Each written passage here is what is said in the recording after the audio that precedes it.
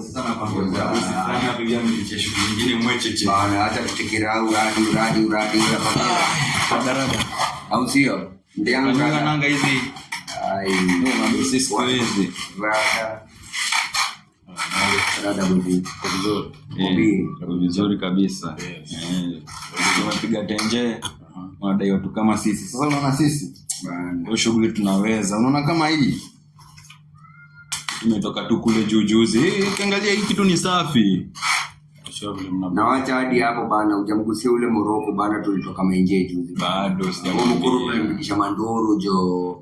Hii shughuli hizi zetu. Yaani aminia bro, ule msee ametuchapia hii shughuli tunaiweza mbaya sana, na tukasikia bora kichele iko bana, bora madozi iko bana, sisi aminia. Sisi tulisema sisi mboka ni mboka. Venye baba Sharina alisema, mko show hii kazi mnaweza, mnabonga kabisa, mnabonga sana.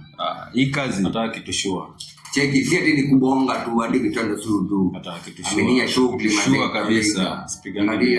Wewe sema tu unadai kufanya nini bana? Sipigangi delbutu. Nataka kitushua.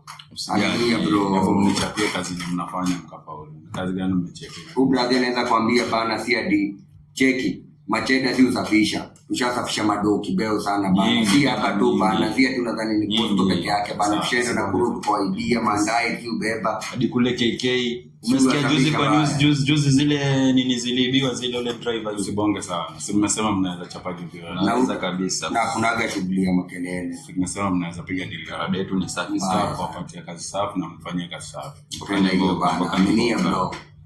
Aminia bro. Wewe patie tu shughuli aminia sitapi. Ama aje basi tunajua kuzombo. Zote. Ni mbwete. Au sio? Ngumini ni mbwete. Maji kichele tayari hapa. Kichele bro, nakubali hiyo mti yangu bana. Leta hiyo kichele hapa mti yangu kelea. Wali.